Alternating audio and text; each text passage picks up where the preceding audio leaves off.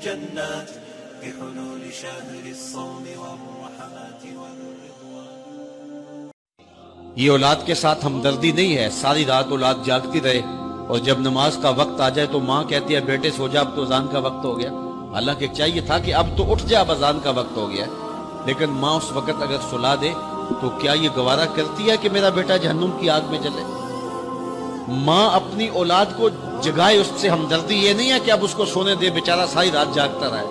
ساری رات جاگنے کو اسے حکم کس نے دیا تھا؟ فجر کے وقت جاگنے کا حکم ہے جب رحمت اللہ کی بٹ رہی ہے. تو اس کو بیدار کرے, اس کو جگائے.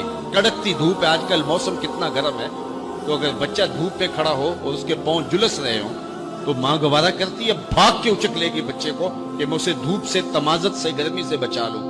تو کیا حشر کی کڑکتی دھوپ میں بیٹا پسینے میں شرابور ہو اور وہ پسینہ آگ سے بھی زیادہ گرم ہو تو کوئی ماں یہ گوارا کرتی ہے؟ یقیناً نہیں کرتی. وہ نہیں کرتی تو اس کو اپنی اولاد کو 5 گانا نماز کا خوگر بنانا ہوگا. نماز کی توفیق اللہ سے مانگو.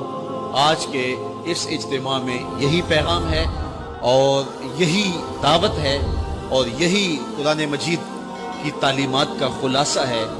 1 بار نہیں, 2 بار نہیں, 10 بار نہیں, 20 بار نہیں, 100 بار نہیں, قرآن و حدیث کے اندر 750 مرتبہ نماز کا حکم آیا ہے. آپ ذرا غور کیجئے, 1 مرتبہ کہہ دینا کیا کافی نہیں ہے؟ لیکن 750 مرتبہ تمہارے کریم رب نے تمہیں بار بار کہا ہے, تمہارے کریم رسول نے تمہیں بار بار کہا ہے کہ نماز پڑھو. تو اگر ہم اتنی بار سننے کے بعد بھی نماز نہیں پڑھیں گے تو پھر ہم کہاں کھڑے ہوں گے؟ اور دوسری بات ہے کہ اتنی تاکید کی گئی ہے, اتنی تاکید کی گئی ہے, تو یہ کتنا بڑا جرم تھا نماز کا ترک کرنا کہ بار بار کہا گیا. جب آگے سامنے آگ جل رہی ہو اور کوئی دوڑ کے چھلانگ لگانا چاہ رہا ہو تو پھر ماں کی ممتا اتنی ہوتی ہے کہ اس کو 100 بار بھی روکنا پڑے تو بچے کو روکتی ہے, اس لیے وہ جانتی ہے کہ آگے آگ ہے اور اگر میں اس کو نہ روک پائی تو سیدھا آگ میں چھلانگ لگائے گا. اللہ ماں سے بھی زیادہ پیار کرتا ہے, رسول اللہ ماں سے بھی زیادہ پیار کرتے ہیں. اس لیے 1 بار نہیں, 2 بار نہیں, 10 بار نہیں, 100 بار نہیں, 750 مرتبہ کہا کہ تمہاری نماز نہیں چھوٹنی چاہیے. رسول کریم صلی اللہ علیہ وسلم نے ارشاد فرمایا, اگر تم میں سے کسی شخص کے دروازے کے سامنے سے نہر گزرتی ہو اور وہ دن میں 5 مرتبہ وہاں سے غسل کرتا ہو, صحابہ مجھے بتاؤ اس کے بدن پہ کوئی میل کچیل رہے گا؟ صحابہ نے عرض کی ہے اللہ کے رسول, اس کے بدن پہ کوئی میل کچیل نہیں رہ سکتا جو دن میں 5 مرتبہ غسل کرتا ہے. فرمایا یہ 5 نمازوں کی مثال ہے, جو 5 نمازیں پڑھتا ہے اس کے بدن پہ گناہوں کا میل نہیں رہتا ہے, اللہ اسے ستھرا کر دیتا ہے, اسے پاک کر دیتا ہے. ایک نماز سے لے کر دوسری نماز کا وقت, درمیان میں جتنا وقت ہے اس کے جتنے گناہ ہیں دوسری نماز ان گناہوں کا کفارہ ہے. حضرت سلمان فارسی اور حضرت ابو عثمان سفر پہ جا رہے تھے, پت جھڑ کا موسم تھا, ایک درخت آیا جس کے پتے زرد ہو گئے تھے. تو حضرت سلمان فارسی نے شاخ پکڑی اور جھٹکا دیا, سارے پتے گر گئے. تو کہا ابو عثمان تو نے مجھے پوچھا نہیں کہ یہ میں نے کیوں کیا؟ حضرت ابو عثمان نے کہا میں نے نہیں پوچھا, آپ بتائیں آپ نے ایسا کیوں کیا؟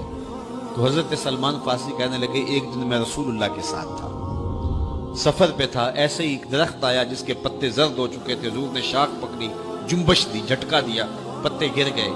حضور نے مجھے دیکھا اور کہا اے سلمان تو نے مجھے پوچھا نہیں کہ میں نے ایسا کیوں کیا؟ تو میں نے کہا بندہ نواز آپ بتا دیں آپ نے ایسا کیوں فرمایا؟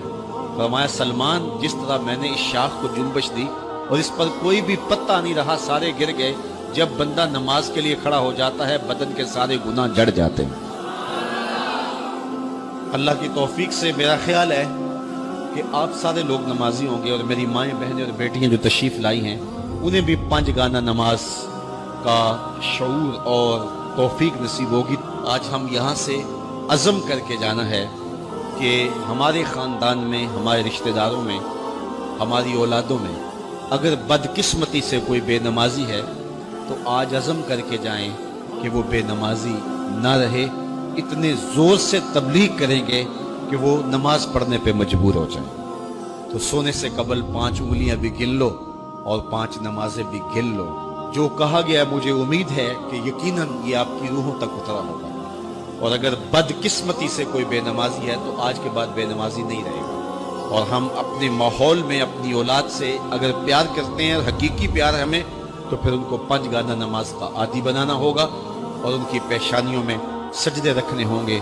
اللہ مجھے آپ کو اپنی رحمتوں کے حصار میں رکھے۔ الرحمن وتعظم المولى القدير وتعبد المنان وتحفز النفس الكريمة تبتغي الجنات بحلول شهر الصوم والرحمات والرضوان.